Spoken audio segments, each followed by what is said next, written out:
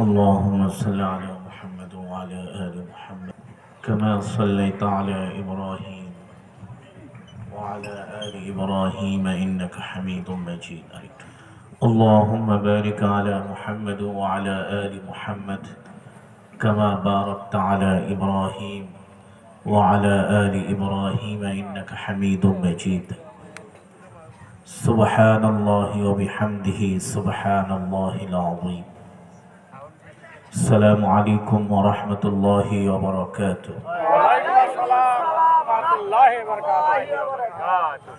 সম্মানিত হাজিরিন, আল্লাহর প্যারা বান্দারা, আপনারা ভালো আছেন সবাই? শুরুতে কোরআনুল কারীমের তেলাওয়াত হবে কালামুল্লাহ। কার কথা?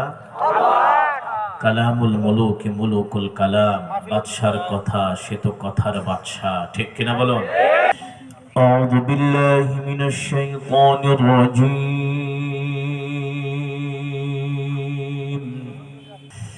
بسم الله الرحمن الرحيم.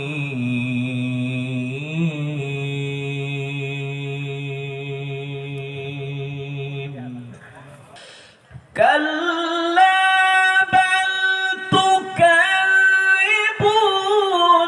بالدين وإن عليكم لحافظين كراما كاتبين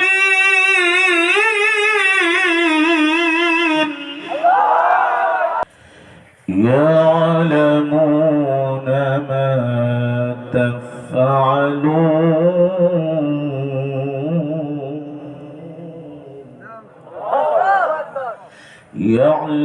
يعلمون ما تفعلون.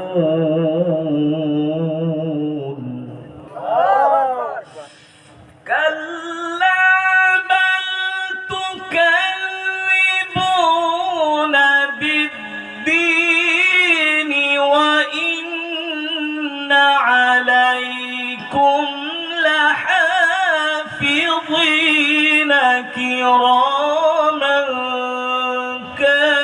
كاتبين يعلمون ما تفعلون.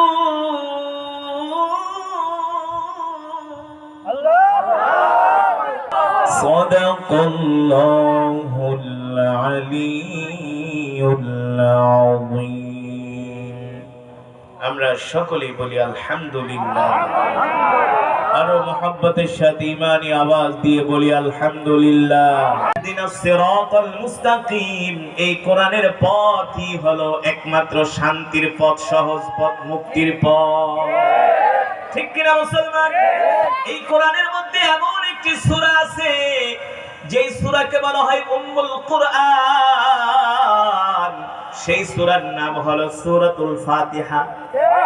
এই পৃথিবীর জমিনে যত রোগ আছে, আপনি যদি ইয়াকিন, ঈমান, বিশ্বাসের সাথে এই সূরাতুল ফাতিহা পড়ে, আপনি যদি ঈমান এবং ইয়াকিনের সাথে বিশ্বাস করে যদি সূরাতুল ফাতিহা তেলাওয়াত করে যদি আপনি পানিতে ফু দিয়ে খেতে পারেন, আল্লাহ তাআলা আপনার সমস্ত রোগ বালাই আল্লাহ তাআলা maaf করে দিবে। কিন্তু সেই বিশ্বাস লাগবে, ঠিক করে বলো। এখন বিশ্বাস তো আমাদের মাঝে নাই, সেই ইয়াকিন আমাদের মাঝে নাই। যদি আমাদের মাঝে সেই ইয়াকিন, বিশ্বাস থাকতো, তাহলে এতদিন পর্যন্ত বাংলার জমিনে বাটপার ছাত্ররা ক্ষমতায় থাকতে পারতো না। তাহলে এই বাংলার জমিনে আরো আগে কোরআনের রাজ কায়েম হতো, ঠিক কিনা বলুন? সেই বিশ্বাস যদি মোহাম্মদ বিন সালমানের থাকতো সৌদি আরবে, তাহলে পুরা সৌদিটা কোরআনের আইনে চলতো, ঠিক কিনা বলুন?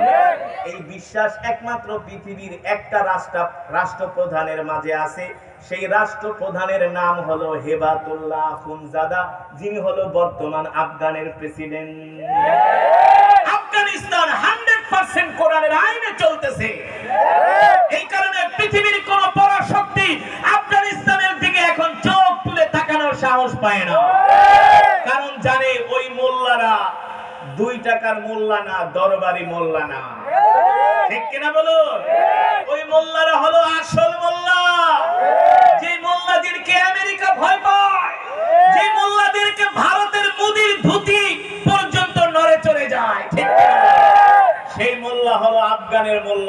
তাদের এত ক্ষমতা, এত পাওয়ার কোত্থেকে আসলো? তারা জানে এই কোরআন হলো আল্লাহর জবানের কালাম, এই কোরআন হলো আল্লাহ তাআলার কিতাব। যদি এই কোরআন অনুযায়ী আমরা রাষ্ট্র চালাই, পৃথিবী পরিচালনা করি, তাহলে পৃথিবীর সুপার পাওয়াররা যদি আমাদের বিরোধিতা করে, আমাদের একটা পশম ছিঁড়তে পারবে না। ঠিক কিনা মুসলমান? এই কারণে আজকে আমরা সেই কোরআন থেকে দূরে সরে গিয়েছি, আমরা দিন থেকে দূরে সরে গিয়েছি। আমাদের দেশে বড় বড় মাহফিল হয়, ওয়াজ মাহফিলে মানুষ আসে, ওয়াজও শোনে কিন্তু আমল করে না। সুন্দর সুন্দর মসজিদ বানায় কিন্তু মুসল্লি নাই। কথা বলে সুন্দর সুন্দর মসজিদ বানায় কিন্তু মুসল্লি নাই না। কিন্তু রাসূলের সাহাবীরা কেমন ছিলেন? আল্লাহ রাসূলের একজন সাহাবী ছিলেন যার নাম হলো আবু তালহা রাদিয়াল্লাহু তাআলা আনহু। নাম কি? এই যুবক কেমন ছিলেন রাসূলের সাহাবীরা রে দোস্ত? কেমন ছিল তাদের ঈমান, কেমন ছিল তাদের বিশ্বাস, কেমন ছিল তাদের আল্লাহ তাআলার উপর ইয়াকিন?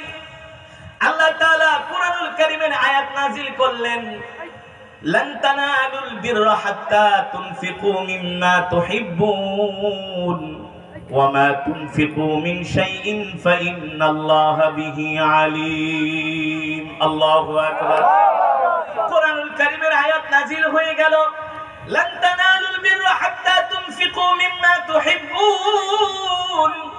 এই আয়াত নাযিল হওয়ার পরে আল্লাহ রাসূল তেলাওয়াত করতেছেন, আল্লাহ তাআলা বলতেছেন, নবী আপনি আপনার অনুসারীদেরকে বলেন, সারা পৃথিবীর মানুষদেরকে বলে দেন, যতক্ষণ না পর্যন্ত তাদের প্রিয় বস্তু আল্লাহর রাস্তায় দান না করবে, ততক্ষণ পর্যন্ত তারা মুমিন হতে পারবে না। আর যারা মুমিন তারা তাদের প্রিয় বস্তু আল্লাহর রাস্তায় দান করে দেয়। ঠিক কিনা বলো? যেমন পয়গম্বর ইব্রাহিম আলাইহিস সালামকে আল্লাহ তাআলা স্বপ্ন দেখিয়েছিলেন, ও ইব্রাহিম আপনি আপনার প্রিয় বস্তুটাকে আল্লাহর রাস্তায় কুরবানি করে দেন। ঠিক না? স্বপ্ন দেখানোর পরে পয়গম্বর তার ছেলেকে ডাকলেন, নাম কি? ইসমাইল আলাইহিস সালামকে বললেন, বাবা শোনো, আল্লাহ তাআলা আমাকে স্বপ্ন দেখিয়েছেন তার প্রিয় বস্তুকে কুরবানি করার জন্য। এই পৃথিবীর জমিনে তুমি ছাড়া আমার কাছে পৃথিবীতে আর কোনো প্রিয় বস্তু নাই, সুতরাং আমি তোমাকে আল্লাহর রাস্তায় কুরবানি করতে চাচ্ছি। আল্লাহু আকবার। জোরে বলুন আল্লাহু আকবার। এইদিকে আল্লাহ তাআলা যে আয়াত নাযিল করেছেন, আয়াতের মধ্যে আল্লাহ তাআলা বলছেন, লান তানালুল বিররা হাত্তা তুনফিকু মিম্মা তুহিব্বুন। তোমাদের প্রিয় বস্তুটা আল্লাহর রাস্তায় দান করে দাও। সুবহানাল্লাহ। আজকে আমরা দান করতে চাই না, আজকে আমরা আল্লাহর জমিনে কুরবানি করতে চাই না। ঠিক কিনা বলুন? আমরা কুরবানি না করার কারণে কাফের মুশরিক বেঈমানরা আমাদেরকে ভয় পায় না। ঠিক না? কাফের মুশরিকরা জানতেন রাসূলের সাহাবীরা যে কোনো সময় তাদের প্রিয় বস্তুকে আল্লাহর রাস্তায় দান করতেন, আল্লাহর রাস্তায় কুরবানি করতেন। ঠিক কিনা? যে সাহাবীর নাম হলেন আবু তালহা। নাম কি? আবু তালহা। জোরে বলুন। এই আবু তালহা তো মুসলমান ছিলেন না, তিনি তো ছিলেন সাধারণ আরবদের মতো একজন মূর্তি পূজক। কি ছিলেন? সাধারণ আরবদের মতো একজন মূর্তি পূজক। তিনি ছিলেন মদিনার অধিবাসী, তিনি ছিলেন অঢেল সম্পত্তির মালিক। এখন দেখবেন বাংলাদেশে কিছু টাকা পয়সার মালিক হইলে তারা নামাজ রোজার ধার ধারে না। আছে কি আছে না? কিছু টাকা পয়সা হইলে আলেম ওলামাদেরকে দেখতে পারে না। ঠিক না? এই যে গতকালকের এক বয়ানে দেখলাম আপনাদের পাশের জেলা টাঙ্গাইল, টাঙ্গাইলের একজন নেতা আছে, নাম হইল লতিফ সিদ্দিকী। নাম কি? এই মূর্খ বলতেছে সে নাকি কোন সময় দোয়ার মধ্যে আল্লাহ তাআলাকে বলে না, আল্লাহ আমাকে মাফ করে দেন। সে বলে আমি তো কোনো গুনাহ করিনি, এই গতকালকের বক্তব্য দেখলাম ফেসবুকে, অবাক হয়ে গেল। আস্তাগফিরুল্লাহ। সে বলতেছে আমি কখনো আল্লাহ তাআলার কাছে আমার কোনো পাপের জন্য মাফ চাই না। আপনি দেখেন সোশ্যাল মিডিয়ায় বক্তব্যটা ভাইরাল হয়ে গেছে। সে নিজে বলছে যে আমি কোনো পাপের জন্য আল্লাহ তাআলার কাছে ক্ষমা চাই না, কারণ আমি কোনো পাপ করি নাই। নাউজুবিল্লাহ। একটু টাকা পয়সা হয়েছে, নেতা হয়েছে, এই কারণে তাদের কথার মধ্যে অহংকার। ঠিক কিনা? কিন্তু রাসূলের সাহাবী আবু তালহা তিনি ছিলেন সাধারণ আরবদের মতো একজন আরব মূর্তি পূজক। আল্লাহু আকবার। তিনি আল্লাহ রাসূলের মহব্বতে, ভালোবাসায় পড়ে, কোরআনের মহব্বতে তিনি কালেমা পড়ে মুসলমান হয়ে গেলেন। ইনি হলেন মদিনার একজন বিশাল ব্যবসায়ী, অনেক সম্পদশালী একজন লোক, যার নাম হলো আবু তালহা রাদিয়াল্লাহু তাআলা আনহু। আল্লাহ তাআলা কোরআনুল কারীমের আয়াত নাযিল করলেন, তোমরা তোমাদের প্রিয় বস্তুকে আল্লাহর রাস্তায় দান করে দাও। আবু তালহার একটা খেজুরের বাগান ছিল, যেটা ছিল মদিনার সবচেয়ে বড় বাগান। সবচেয়ে বড় বাগান। এই মুসলমান, বেলকুচির মুসলমান, আদাকাচির মুসলমান, ভালো করে শুনে রাখেন, আদা চাকির মুসলমান। আমরা তো গরু খাওয়া মুসলমান, আর তারা ছিলেন 1 নাম্বার মুসলমান। আমরা হইলাম 6 নাম্বার মুসলমান, তারা ছিল ঈমানওয়ালা মুসলমান। দেখুন আল্লাহ তাআলার কোরআনের আয়াতকে তারা কিভাবে ভালোবাসতেন। আয়াত নাজিল হওয়ার পরে সাহাবীদের মাঝে কম্পন শুরু হয়ে গেছে, কম্পন ভীতি। লান তানালুল বিররা হাত্তা তুনফিকু মিম্মা তুহিব্বুন, ততক্ষণ পর্যন্ত তোমরা মুমিন হতে পারবে না যতক্ষণ না তোমাদের প্রিয় বস্তু আল্লাহর রাস্তায় দান করে দাও। ওটা ছিল ওই সময়ের অবস্থার জন্য, ওই সময়ের অবস্থার জন্য। এখনকার কথা বলছি না, ওই সময় এখনো দিতে পারলে নিজের প্রিয় বস্তুটা আল্লাহ খুশি হয়। ওটা ছিল একটা প্রেক্ষাপট। কারণ আল্লাহ তাআলা মানুষদেরকে আরো বেশি আল্লাহ রাসূলের প্রতি ভালোবাসা, আগ্রহ সৃষ্টি করার জন্য আল্লাহ তাআলা কোরআনের আয়াত নাজিল করে মানুষদেরকে আল্লাহ তাআলা সতর্ক করতেন। এই কোরআন যেমন 1450 বছর আগের নাজিল হয়েছে, এই কোরআনের প্রতিটা কথা 1450 বছর আগে যেমন ভাবে মানতে হবে, বর্তমানেও তেমন ভাবে মানতে হবে। ঠিক কিনা বলো? ঠিক কিনা বলো? আল্লাহ তাআলার আয়াত নাজিল হওয়ার পরে রাসূলের সাহাবী আবু তালহা দৌড়ায় আল্লাহ রাসূলের কাছে আসলেন। আল্লাহ রাসূলকে এসে বললেন, ওগো নবীজি, আমি তো আপনাকে আমার জীবনের চেয়েও ভালোবাসি, কিন্তু আমি তো একটু আগে আপনার জবানে কোরআনুল কারীমের একটা আয়াত শুনলাম। আল্লাহ তাআলা বলতেছেন, তোমরা তোমাদের প্রিয় বস্তুকে আল্লাহর রাস্তায় দান করে দাও। ওগো নবীজি, মদিনার সবচেয়ে বড় একটা খেজুরের বাগান, সেই বাগানটা ছিল মসজিদে নববীর গেটের সামনে। ওই বাগানে একটা কূপ ছিল। কি ছিল? ওই বাগানে একটা কূপ ছিল। আপনারা জানেন আরব হলো মরুভূমির দেশ, ওই দেশে পানির খুব সংকট না? ওই দেশে তেলের চেয়ে কিন্তু পানির দাম বেশি, কারণ মরুভূমির দেশ, পাথরের দেশ, খেজুর বৃক্ষের দেশ, পানির এত দাম। এত বড় একটি বাগান, মদিনার সবচেয়ে বড় খেজুরের বাগানের মালিক আবু তালহা, যে বাগানের মধ্যে একটা কূপ ছিল। আল্লাহ রাসূল নিজেও মসজিদ থেকে বের হয়ে নিজেও পানি পান করতেন। ওই বাগানের গাছের নিচে যে আল্লাহ রাসূল মাঝে মাঝে ছায়া নিতেন, গাছের নিচে বসতেন, আরাম করতেন। আল্লাহ তাআলার কোরআনুল কারীমের আয়াত নাজিল হওয়ার পরে আবু তালহা দৌড়ে আল্লাহ রাসূলের কাছে আয়েশা বললেন, ওগো আল্লাহর নবী, আমি চাই আমার এই প্রিয় বাগানটা আল্লাহর রাস্তায় দান করে দিতে।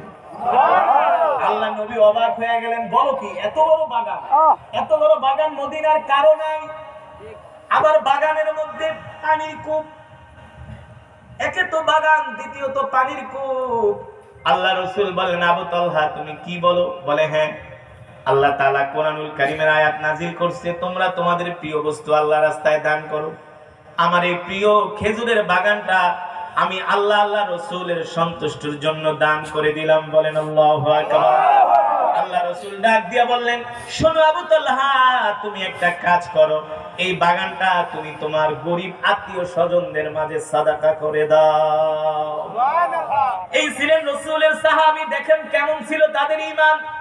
এ যুবক, কে মুসলমান, আমরা নিজেকে অনেক বড় মুসলমান দাবি করি, রাসূলের উম্মত দাবি করি, কিন্তু আমাদের মাঝে ঈমানের পাওয়ার নাই, রাসূলের ভালোবাসা আমাদের মাঝে নাই, কোরআনের কোন বিধান আমরা মানতে পারি না। প্রশ্ন করি, ঠিক না? কিন্তু রাসূলের সাহাবীরা কোনো প্রশ্ন করে নাই। আল্লাহ তাআলা আয়াত নাজিল করেছে, সাথে সাথে সেটা মানা শুরু করেছে। সুবহানাল্লাহ বলেন। এবার রাসূলের সাহাবী আবু তালহা শুধু আল্লাহর রাস্তায় তার এই কূপ সে শুধু দান করলো না, খেজুরের বাগানটাই দান করলো না, এখানেই শেষ নয়। হযরতে আবু তালহা রাদিয়াল্লাহু তাআলা আনহু আল্লাহ রাসূলের সাথে এমন তার সম্পর্ক, এমন তার গভীরতম ভালোবাসা। আল্লাহ রাসূলের একজন এমন আশিক সাহাবী আবু তালহা, উহুদের যুদ্ধের ডাক পড়ে গেল। আল্লাহ রাসূলের সাথে আবু তালহা রাদিয়াল্লাহু তাআলা আনহু উহুদের যুদ্ধের ময়দানে শরীক হয়ে গেলেন। সুবহানাল্লাহ। উহুদের ময়দানের যুদ্ধে শরীক হয়ে গেলেন। মুসলমানের সৈন্য সংখ্যা ছিল মাত্র ১৫০০, কোন কোন বর্ণনায় আছে ৮০০।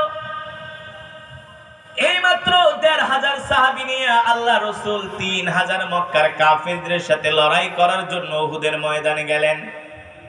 যখন সাহাবীরা উহুদের ময়দানে গেলেন, হযরতে আবু তালহা রাদিয়াল্লাহু তাআলা আনহু তরবারি নিয়ে সবার আগে আগে হাঁটতেছে। সাহাবীরা প্রশ্ন করে, আবু তালহা তুমি সবার আগে আগে কেন? বলে, আমি যখনই যুদ্ধের ময়দানে বের হই আমার টার্গেট থাকে আমার তরবারি দিয়া বেশি বেশি করে শিকার করা। কি শিকার করা? কাফেরদেরকে মারা। আল্লাহু আকবার। আল্লাহ তাআলা কোরআনুল কারীমের মধ্যে সেই কথাই বলছেন, ইন্নাল্লাহা আশতারা মিনাল মুমিনিনা আনফুসাহুম ওয়া আমওয়ালাহুম বিআন্না লাহুমুল জান্নাহ ইউকাতিলুনা ফি সাবিলিল্লাহি ফায়াকতুলুনা ওয়া ইউকতালুন। আল্লাহু আকবার। আল্লাহ তাআলা বলেন, নবী আপনি মুমিনদেরকে বলে দেন আমি আল্লাহ মুমিনের জানমাল জান্নাতের বিনিময়ে ক্রয় করে নিয়েছি। আল্লাহু আকবার। যারা মুমিন তাদের জানমাল আল্লাহ তাআলা জান্নাতের বিনিময়ে ক্রয় করে নিয়েছেন, আমাদেরকে কিনে নিয়েছেন। ঠিক কিনা বলুন? ইউকাতিলুনা ফি সাবিলিল্লাহি ফায়াকতুলুনা ওয়া ইউকতালুন। আল্লাহ তাআলা বলে যারা মুমিন তাদেরকে আপনি যখন যুদ্ধের ময়দানে আহ্বান করবেন তারা ঘরে বসে থাকবে না, তাদের হাতে যা আছে তাই নিয়ে তারা ময়দানে বেরিয়ে পড়ে। যারা মুমিন তারা ময়দানে বেরিয়ে পড়ে, তারা ঘরে বসে থাকে না আল্লাহর জমিনে দ্বীন কায়েমের জন্য। ঠিক কিনা বলুন? আমাদের যদি প্রয়োজন হয় আমরা আল্লাহর জমিনে দ্বীন কায়েমের জন্য আমাদের যার যা আছে তাই নিয়ে আমরা বেরিয়ে পড়ব। ঠিক কিনা বলে? যদি সময় আসে, সময় আসবে সারা পৃথিবীতে যেভাবে যুদ্ধ লেগে গেছে এই যুদ্ধ থাকবে না। কাফের মুশরিক বেঈমানেরা যেভাবে উস্কানি দিচ্ছে, গাজওয়াতুল হিন্দ মনে হয় সন্নিকটে চলে আসছে। ঠিক কিনা বলো? আমরা দেখছি বাংলাদেশের জাতীয় পতাকার উপরে ভারতের ইসকনের গেরুয়া পতাকা। এটা কিসের আলামত? এটা কিসের আলামত? আমার জাতীয় পতাকার উপরে হিন্দুত্ববাদীদের গেরুয়া পতাকা থাকবে, এটা বাংলার কোন তাওহীদি মুসলমান সহ্য করবে না। ঠিক কিনা বলো? এই বাংলাদেশ আলেম ওলামার বাংলাদেশ, এই বাংলাদেশ পীর বুজুর্গের বাংলাদেশ, এই বাংলাদেশ শাহজালাল শাহপরান শাহ মাকদুমের বাংলাদেশ। ঠিক কিনা বলো? মুসলমানদেরকে উস্কানি দিও না।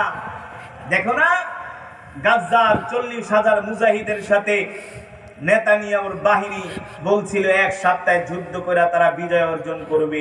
১ সপ্তাহ তো দূরের কথা, ১.৫ বছর যুদ্ধ করতেছে, যুদ্ধের কোনো কুল কিনারা পায় না। যুদ্ধের কোন কুল কিনারা পাচ্ছে না। প্রতিদিন ইসরায়েলের সেই মার্কাবা ট্যাঙ্ক গুলো হামাস মুজাহিদ হিজবুল্লাহ মুজাহিদরা তারা প্রতিনিয়ত ধ্বংস করছে আর ইহুদিদেরকে জাহান্নামে পাঠাচ্ছে। ঠিক কিনা বলুন? আমরা বাংলাদেশ সরকারকে বলবো, প্রধান উপদেষ্টা ডক্টর মোহাম্মদ ইউনূসকে বলবো, এত বড় সাহস কোত্থেকে পেয়েছে আমার জাতীয় পতাকার উপরে গেরুয়া বাহিনীর পতাকা উঠবে? এটা বাংলাদেশের কোন মায়ের সন্তান সহ্য করতে পারে না। দেখো না আমরা ৫ই আগস্টে কিভাবে রক্ত দিয়েছি। ঠিক কিনা বলুন? ৫ই আগস্টে যারা বিপ্লব করতে জানে, বিপ্লব করতে পারে, তারা সব সময় বিপ্লবের জন্য প্রস্তুত থাকে। ঠিক কিনা? সুতরাং কেউ যদি মুসলমানদেরকে বোকা ভাবে, কেউ যদি মুসলমানরা ভালো ব্যবহার করে দেখে যদি কেউ মুসলমানদের দুর্বলতা মনে করে, আমরা মনে করি এটা তাদের জন্য বোকামি ছাড়া আর কিছুই না। বোকামি ছাড়া আর কিছু। মুসলমান এবার আসেন, রাসূলের সাহাবী আবু তালহা সবার সামনে সারিতে তরবারি নিয়ে হেঁটে যাচ্ছেন।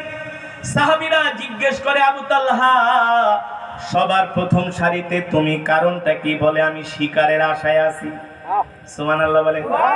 কিসের আশায়? আমি শিকারের আশায় আছি। আল্লাহু আকবার। উহুদের ময়দানে তুমুল যুদ্ধ লেগে গেল। মক্কার ৩০০০-এর বিশাল সামরিক বাহিনী মাত্র কয়েক সেকেন্ডের মধ্যে তারা ছন্নছাড়া হয়ে গেল। মুসলমানের সামনে তারা টিকতে পারে নাই। আল্লাহ তাআলা মুসলমানদেরকে এমন ভাবে গায়বী মদদ দান করেছে, মক্কার আবু জেহেল আবু লাহাবের বাহিনী তারা এক সেকেন্ডও মুসলমানের সামনে টিকতে পারে না। এক ধাওয়ায় মক্কার কাফের মুশরিকরা, মক্কার বাহিনীরা তারা মদিনা থেকে পলায়ন করে তারা আবার মক্কার দিকে চলে যাচ্ছে। এক ধাওয়ায় তারা মুসলমানের সামনে টিকতে পারে নাই। কেন টিকতে পারে নাই? ইউকাতিলুনা ফি সাবিলিল্লাহি ফায়াকতুলুনা ওয়া ইউকতালুন। আল্লাহ তাআলা বলছেন, হে মুমিন, তোমরা যুদ্ধের ময়দানে বেরিয়ে পড়ো, তোমাদের যার হাতে যা আছে তাই নিয়া শোনো, কাফেরদের মোকাবেলা করো, তোমরা কাফেরদেরকে মারো, কাফেরদেরকে হত্যা করো, যারা আল্লাহর জমিনে আল্লাহর দ্বীন কায়েম করতে বাধা দেয়।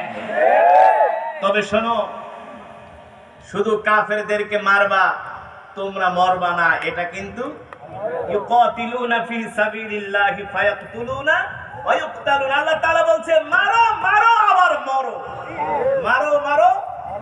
এই যে হামাস প্রধান ইয়াহিয়া সিনওয়ার, নাম কি?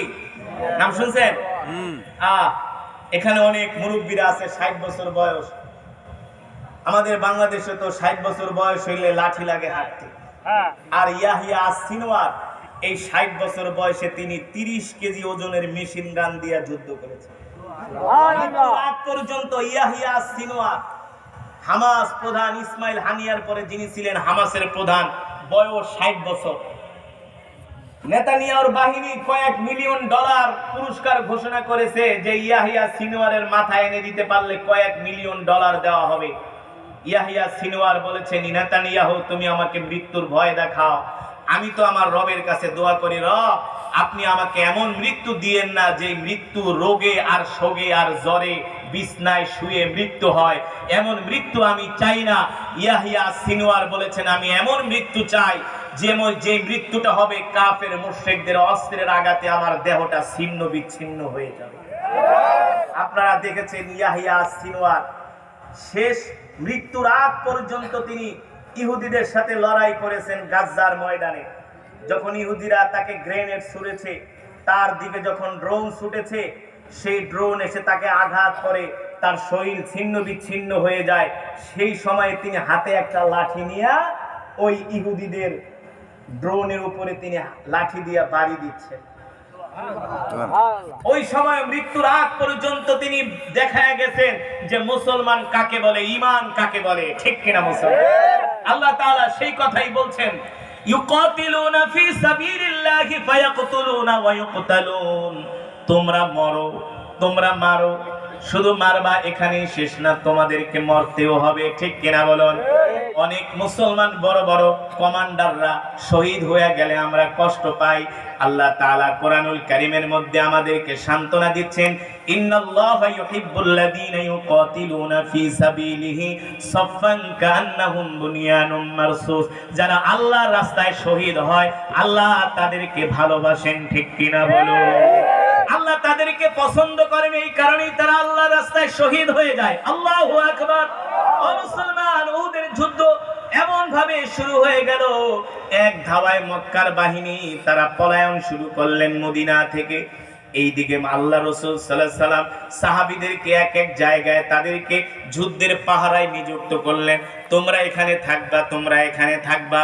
মক্কার কাফেররা এক মার খেয়ে যখন সকালবেলা তারা যুদ্ধের ময়দান থেকে পালিয়ে যায়, সাহাবীরা মনে করেছিল তারা আর মদিনার দিকে ফিরে আসবে না।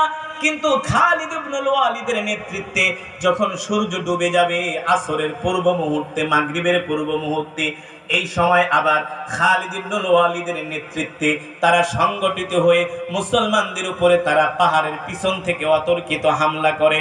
এমন একটা সময় হামলা করলো, মুসলমানরা গনিমতের মাল খোঁজায় ব্যস্ত, মুসলমানরা পাহারা ছেড়ে মনে করছে আর কাফেররা ভয় আর মদিনার দিকে ফিরে আসবে না। এমন একটা সময় হামলা করলো, তাদের টার্গেট ছিল তারা আল্লাহর রাসূলকে দুনিয়ার জমিন থেকে শেষ করে দিবে, বলেন নাউজুবিল্লাহ। যখন মক্কার কাফেররা আল্লাহ রাসূলের দিকে তীর নিক্ষেপ করতে লাগলেন, তরবারি দিয়ে আঘাত করতে লাগলেন, এই যে রাসূলের সাহাবী আবু তালহা, নাম কি? আল্লাহ রাসূলকে তার পিছনে নিয়ে বললেন, ওগো আল্লাহর নবী, ওদের টার্গেট হলো আপনাকে শেষ করে দেওয়া, সুতরাং আপনি আমার পিছনে দাঁড়ান, যতগুলো তীরের আঘাত তরবারি আঘাত আসুক, আমার গায়ে লাগুক, আল্লাহ রাসূলের গায়ে একটা ফুলের টোকাও বরদাস্ত করব না। এই কথাটা শুনতে খুব সহজ মনে হতে পারে, কথাটা শুনতে খুব সহজ মনে হতে পারে, আসলে বিষয়টা মোটেও সহজ। সাহাবী আবু তালহা বলতেছেন, ওগো আল্লাহর রাসূল, মক্কার কাফেরদের তীরের আঘাত তরবারির আঘাত আমার গায়ে লাগুক, কিন্তু আল্লাহর রাসূলের গায়ে একটা ফুলের টোকা আমি বরদাস্ত করব না। আল্লাহু আকবার। মক্কার কাফেররা তীর ছুঁড়ে মারে, সাহাবী আবু তালহার গায়ে তীরের আঘাত লাগে, আল্লাহর রাসূলের গায়ে তীরের আঘাত লাগতে দেয় না। মাঝে মাঝে আল্লাহর নবী মাঝে মাঝে উকি দিয়া দেখে কিভাবে তীরগুলো মারে। সাহাবী আবু তালহা ওই সময়ও যুদ্ধের ময়দানে দাঁড়ায়া কেমন ঈমান, কেমন সাহস, কেমন রাসূলের আশিক, আল্লাহ রাসূলকে বললেন, ওগো নবীজি, আপনি মাথা বের করবেন না, আপনাকে যদি কাফেররা দেখে তাহলে আপনাকে টার্গেট করে আপনাকে দুনিয়ার জমিন থেকে শেষ করে দিবে। এই কথা বলে আবার বাম হাত দিয়া ডান হাত দিয়া আল্লাহ রাসূলকে আড়াল করে রাখে।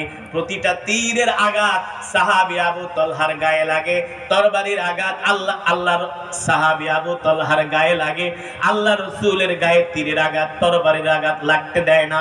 আবু তালহা রাদিয়াল্লাহু তাআলা আনহু ডাক দিয়া বলেন, ওগো আল্লাহর নবী শোনেন, এই উহুদের ময়দানে আমি কাফেরদের তীরের আঘাত তরবারির আঘাত খেতে খেতে আমি শহীদ হয়ে যাব, আমার কলিজার টুকরা রাসূলের গায়ে একটা ফুলের আসরও আমি লাগতে দিব না। এই ছিলেন রাসূলের সাহাবী আবু তালহা রাদিয়াল্লাহু তাআলা।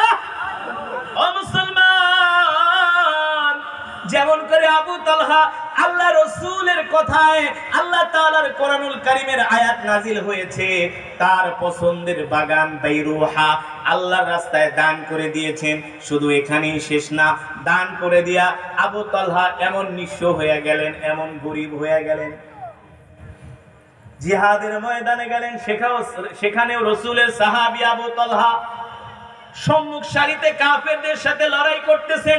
রাসূলের সাহাবী আবু তালহা রাদিয়াল্লাহু তাআলা আনহু, তার কাছে যে অর্থ ছিল তা দিয়া তিনি ডাল কিনলেন, তরবারি কিনে উহুদের ময়দানে যুদ্ধ করে আল্লাহর রাসূলকে তিনি আড়াল করে রক্ষা করলেন।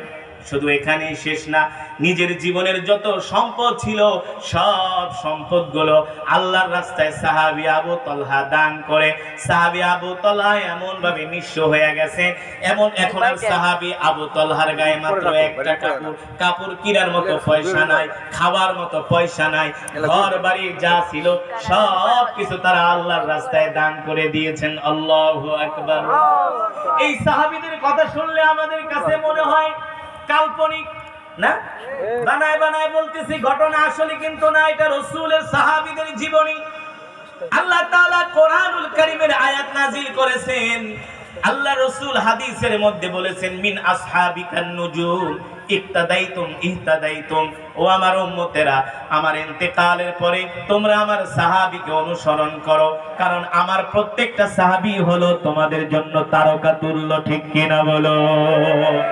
অন্ধকার রাত্রিতে যেমন করে তারকার আলোতে, চন্দ্রের আলোতে পথ দেখা যায়, রাসূলের এক একটা সাহাবী হলো আমাদের জন্য পথ দেখানো। ঠিক কিনা বলো? মুসলমান, শেষ পর্যন্ত রাসূলের সাহাবী আবু তালহার কি অবস্থা হলো? ঘর নাই, বাড়ি নাই, খাওয়ার মতো কোনো পয়সা নাই, কাপড় কেনার মতো কোনো পয়সা নাই। আল্লাহ রাসূল মসজিদে নববীতে নামাজ পড়ান, সাহাবী আবু তালহা প্রত্যেকটা ওয়াক্ত নামাজ আল্লাহ রাসূলের পিছনে যায় আদায় করেন। কিন্তু প্রতিদিন সাহাবী আবু তালহা ফজরের নামাজ আল্লাহ রাসূলের পিছনে আদায় করেন ঠিকই, কিন্তু আল্লাহ রাসূল নামাজ আদায় করার পরে অনেকক্ষণ পর্যন্ত কোরআনের তালিম করেন, বয়ান করেন, সাহাবীরা বসে বসে শুনে। কিন্তু সাহাবী আবু তালহা আর বৈশা বৈশা শোনে না, নামাজ পড়ার সাথে সাথে বাড়িতে চলে আসে, মসজিদে বসে না। অনেক সাহাবীরা যায় আবু তালহার নামে নালিশ দিছে, ওগো নবীজি, আপনার প্রিয় সাহাবী আবু তালহা প্রতিদিন ফজরের নামাজ শেষ করে বাড়িতে চলে যায়, আপনার মজমায় বসে না। কথাটা কেমন না? আল্লাহ রাসূল বলে, না, এটা হইতে পারে না, যে আবু তালহা উহুদের ময়দানে তার জীবন বাজি রেখে আমাকে রক্ষা করছে। তার শরীরকে ডাল বানায়া আমার গায়ে তরবারির আঘাত লাগতে দেয় নাই। যে আবু তালহা কোরআনুল কারীমের আয়াত নাজিল হওয়ার সাথে সাথে তার পছন্দের বাগান বাইরুহা আল্লাহর রাস্তায় দান করে দিছে। যে আবু তালহা হলো আমার আশিক। আবু তালহা ফজরের নামাজ পড়া আমার মজমায় বসে না, বাড়িতে চলে যায়, এটা কোনোদিন হতে পারে না। ঠিক কিনা বলুন? আল্লাহ রাসূল ভাবলেন নাকি সাহাবী আমার উপর রাগ করছে? কেমন নবী ছিলেন, কেমন দয়ার নবী ছিলেন, নাকি সাহাবী আমার উপর রাগ করছে? কেন আবু তালহা চলে যায়? আল্লাহ রাসূল পেরেশান হয়ে গেলেন। ঠিক যখন ফজরের নামাজের ওয়াক্ত হলো, আবু তালহা মসজিদে আসলেন। আল্লাহ রাসূল বললেন, আবু তালহা শোনো, নামাজের পরে তুমি বসবে, তোমার সাথে আমার কথা আছে। নামাজ পড়া তুমি সাথে সাথে চলে যাবে না, তোমার সাথে আমার কথা আছে। যখন আল্লাহ রাসূল ফজরের নামাজ শেষ করলেন, সালাম ফেরানোর পরে সাহাবী আবু তালহা বসে আছেন। আজকে আর আবু তালহা যায় না, আজকে আবু তালহা আল্লাহ রাসূলের মজমায় বসে আছেন। একজন আরেকজন সাহাবীরে ডাক দিয়া বলে, দেখছো আজকে আবু তালহা ঠিকই বসে আছে নালিশ করার কারণে, আজকে আর আবু তালহা বাড়িতে যায় না। আল্লাহ রাসূল নামাজ শেষ করার পরে ডাক দিলেন, তাআলাও ইয়া আবু তালহা, এদিকে আসো। এ আবু তালহা, তুমি কি আমার উপর রাগ করছো নাকি? আমার কোনো আচরণে তুমি কষ্ট পেয়েছো নাকি? এই কথা শোনার পরে রাসূলের সাহাবী আবু তালহা বলে, ফিদা কাবি ওয়া উম্মি ইয়া রাসূলুল্লাহ, ওগো আল্লাহর নবী, আপনার জন্য আমার জান কুরবান হয়ে যাক, আপনার জন্য আমার মা বাবা কুরবান হয়ে যাক। আপনি কেন এই কথা বললেন? আমি আপনার উপর রাগ করেছি? আপনি তো রাহমাতুল লিল আলামিন, আপনার উপর রাগ করার সাহস তো আমার নাই। আপনি তো আমার কলিজার টুকরা রাসূল, আপনি তো আমার কলিজার টুকরা নবী। আল্লাহু আকবার। আমি ছিলাম একজন মূর্তি পূজক, আমি ছিলাম একজন জাহান্নামী, আপনার কারণেই তো আমি জাহান্নামের পথ থেকে আজকে ঈমান গ্রহণ করেছি। আপনি এই কথা কেন বললেন? আমি আপনার উপর রাগ করেছি? আল্লাহ রাসূল ডাক দিয়া বলে, আবু তালহা, প্রতিদিন ফজরের নামাজের পরে আমার সব সাহাবীরা মজমায় বসে, কিন্তু তুমি বসো না, তুমি প্রতিদিন বাড়িতে চলে যাও, কারণটা কি? কারণটা কি আবু তালহা? আবু তালহা ডাক দিয়া বলে, গো আল্লাহর রাসূল, প্রতিদিন আমি ফজরের নামাজ পড়ে বাড়িতে চলে যাই, এর কারণ হলো, ওগো নবীজি, আমার যত সম্পদ ছিল সব সম্পত্তি তো আমি আল্লাহর রাস্তায় দান করে দিয়েছি। আপনি আমার গায়ে যে কাপড়টা দেখছেন, এই কাপড় ছাড়া, এই বস্ত্র ছাড়া আমার কাছে আর কোনো বস্ত্র নাই, কাপড় কেনার মতো আমার কাছে কোনো অর্থ নাই। 4 ওয়াক্ত নামাজে তো লম্বা সময় পাওয়া যায়, নামাজ পড়ার পরে আপনার মজমায় বসার পরে বাড়িতে গেলেও আমার স্ত্রী নামাজ পড়তে পারে, আমি আমার স্ত্রীর জন্য বাড়িতে চলে যাই। বলে কারণ কি? বলে, ওগো আল্লাহ রাসূল, আপনি আমার গায়ে যে কাপড়টা দেখতেছেন, এই একটা মাত্র কাপড় পরে আমরা স্বামী স্ত্রী ভাগাভাগি করে আমরা নামাজ আদায় করি। একটা মাত্র কাপড় পরে আমরা স্বামী স্ত্রী দুইজনে নামাজ পড়ি, একটা কাপড় আমরা ভাগাভাগি করে আমরা দুইজনে পরিধান করি। বলে কিভাবে? বলে, আমি যখন আপনার কাছে আপনার পিছনে নামাজ পড়ার জন্য আসি, সেই সময় আমার স্ত্রী গুহার মধ্যে লুকায়া থাকে, তাড়াতাড়ি করে আমি নামাজ পড়ে আপনার মজমা থেকে চলে যাই, আবার আমি গুহার মধ্যে উলঙ্গ অবস্থায় থাকি, আমি আমার স্ত্রীকে কাপড়টা দিই, সেই কাপড় পরে সে নামাজ পড়ে। কিন্তু ফজরের সময় তো সময় কম, আমি যদি ফজরের নামাজ পড়ে আপনার মজমায় বসি ফজরের সালাতের পরে, তাহলে তো আর নামাজ পড়ার সময় থাকবে না। আমি বইসা থাকলে তো আর আমার স্ত্রী নামাজ পড়তে পারবে না, তার নামাজ কাজা হয়ে যাবে। এই কারণে আমি সালাম ফিরানোর পরে দৌড়ায়া তাড়াতাড়ি বাড়িতে চলে আমি গুহার মধ্যে চলে যাই, আর আমার পরিধীয় বস্ত্রটা আমি আমার স্ত্রীকে দেই, ওই স্ত্রী আবার সেই কাপড় পরে নামাজ আদায় করে। আল্লাহু আকবার, জোরে বলি আল্লাহু আকবার। আল্লাহ রাসূল সাহাবীর এই কথা শুনে আল্লাহ নবীর চোখ দিয়া ঝরঝর করে পানি পড়তেছি, আর বলতেছে, আবু তালহা, তুমি তোমার সব সম্পদ আল্লাহর রাস্তায় দান করে দিয়ে আজকে তুমি নিঃস্ব হয়ে গেছো। আবু তালহা, কষ্ট পেও না, দুঃখ পেও না, শোনো শোনো, এর চেয়ে উত্তম কাপড় আল্লাহ জান্নাতে তোমার জন্য ব্যবস্থা করে রেখেছে। আল্লাহু আকবার, জোরে বলি আল্লাহু আকবার। এই কারণে আল্লাহ তাআলা রাসূল বলেছেন, তোমরা আমার সাহাবীদেরকে অনুসরণ করো, আমার সাহাবীদেরকে অনুকরণ করো, কারণ আমার সাহাবীরা হলো তোমাদের জন্য তারকাতুল্য। তোমরা যদি আমার সাহাবীদেরকে অনুসরণ করো তাহলে কখনো তোমরা গোমরা হবে না, পথভ্রষ্ট হবে না। ঠিক কিনা বলুন? ও মুসলমান, আজকে আমরা এই যে কোরআনের মাহফিলে আসছি, আমাদের অর্থের অভাব নাই, সম্পদের অভাব নাই, টাকা পয়সার অভাব নাই, ঠিক কিনা বলুন? তারপরে আমরা আল্লাহর দ্বীন মানি না। কিন্তু রাসূলের সাহাবীরা কেমন ছিলেন? তাদের সব সম্পদ আল্লাহর রাস্তায় দান করে দিয়েছেন, তাদের সব সম্পদগুলো আল্লাহর জন্য কোরবানি করে দিয়েছেন। কখনো তারা নিজেকে এই কথা বলেন নাই যে আমরা আমাদের সম্পদ আল্লাহর রাস্তায় দান করে দিয়েছি, আগামীকাল কি খাবো। আল্লাহ তাআলা কোরআনুল কারীমের মধ্যে সে কথাই বলছেন, ওমা তাদরি নাফসুম মা তাকসিবু গাদা ওমা তাদরি বিআইয়ি আরদিন তামুত। আল্লাহ রাব্বুল আলামিন বলেন, এ দুনিয়ার মানুষ, তোমরা কি জানো আগামীকাল তুমি কি খাবা? আগামীকাল তোমরা কি খাবা? আল্লাহ তাআলা বলে, তোমরা জানো না আগামীকাল তোমরা কি খাবা। আগামীকাল যা খাবা সেটার মালিক হলাম আমি আল্লাহ, সেটার ব্যবস্থাও করব আমি আল্লাহ। ঠিক কিনা বলো? আমরা মনে মনে ভাবতে পারি আগামীকাল আমরা মুরগি পোলাও খাবো, কোরমা পোলাও খাবো, খিচুড়ি খাবো, কিন্তু এমনও হতে পারে আগামীকাল আমাদেরকে হসপিটালের বেটে রুটি আর কলা খেতে হতে পারে। ঠিক কিনা বলো? ওমা তাদরি বিআইয়ি আরদিন তামুত। আল্লাহ তাআলা বলে, মানুষ জানে না কোন জমিনে তার মৃত্যু হবে। ঠিক কিনা বলুন? আমাদের মৃত্যু কোথায় হবে এটা কে জানেন? আল্লাহ। আর জোরে বলুন, কে জানেন? এই কারণে রাসূলের সাহাবী আবু তালহা দুনিয়ায় কোনো সম্পদ রাখেন নাই, সব সম্পদগুলো আল্লাহর রাস্তায় দান করে দিয়েছে। ঠিক কিনা বলুন? শুধু আল্লাহর রাস্তায় দান করে নাই, আল্লাহর জমিনে দ্বীন কায়েমের জন্য জিহাদের ময়দানে গেছে। আল্লাহু আকবার। এমনকি ইতিহাসের মধ্যে আসছে সাহাবী আবু তালহার বয়স যখন 70 বছর, শেষ বয়সেও তিনি যুদ্ধের ময়দানে গিয়েছেন। আল্লাহু আকবার। শেষ বয়সেও তিনি যুদ্ধের ময়দানে গিয়েছেন।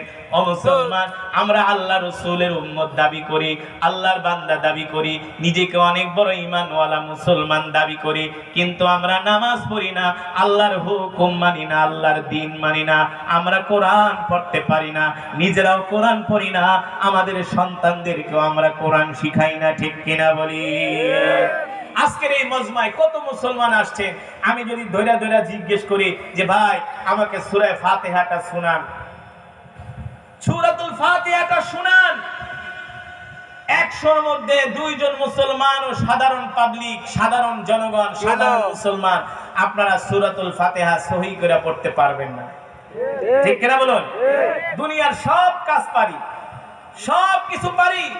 রাসূলের সাহাবী আবু তালহা যুদ্ধের ময়দানে গিয়েছেন, আল্লাহ রাসূলের হাতে হাত রেখে কালেমা পড়েছেন আল্লাহর কোরআনের জন্য। ঠিক কিনা বলুন?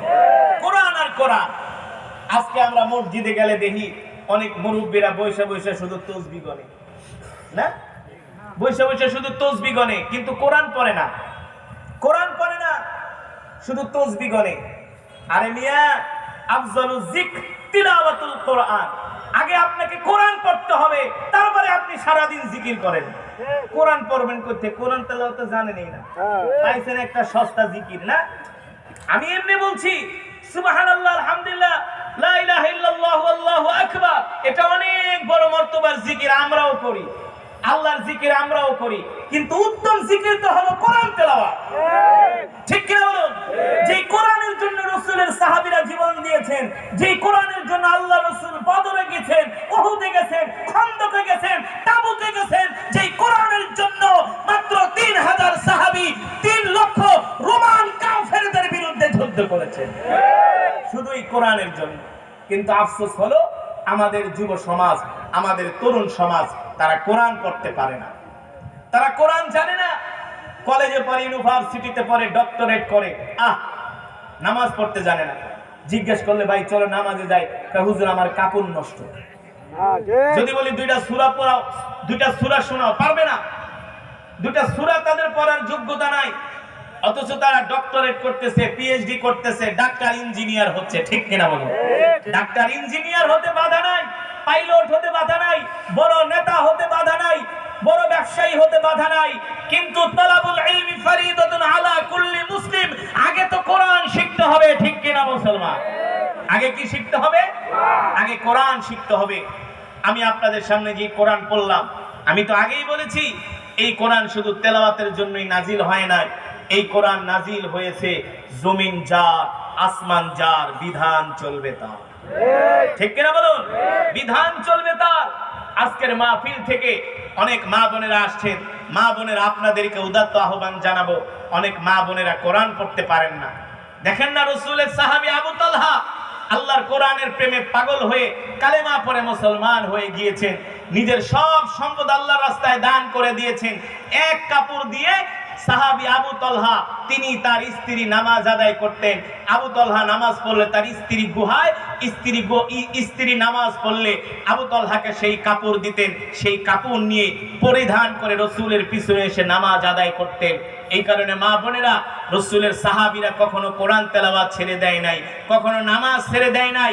আজকের এই বিশাল মজমা, আজকের এই বিশাল মাহফিল, এই মাহফিলগুলো আয়োজন করার মূল একমাত্র টার্গেট হলো প্রত্যেকটা মুসলমানের মাঝে কোরআনের দাওয়াত পৌঁছে দেওয়া।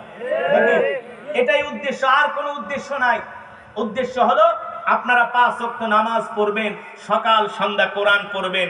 যারা কোরআন পড়তে পারেন না, নিজেরা কোরআন শিখবেন, সন্তানদেরকেও কোরআন শিখাবেন। ইনশাআল্লাহ রাজি আছেন? ইনশাআল্লাহ আজকে থেকে আমরা কোরআন শিখবো, 5 ওয়াক্ত নামাজ পড়বো।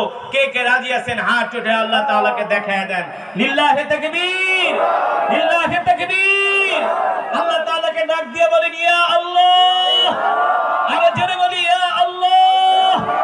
ওয়াদা করলাম আর কোনদিন নামাজ ছেড়ে দিব না, কোরআন ছেড়ে দিব না।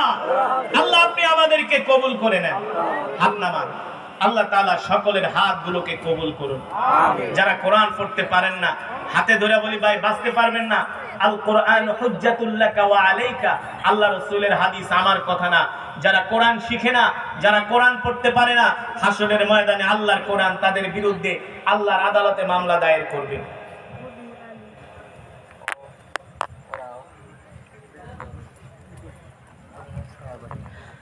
যারা কোরআন পড়তে পারেন না, আল্লাহর কোরআন হাসরের ময়দানে আল্লাহর আদালতে মামলা দায়ের করবে।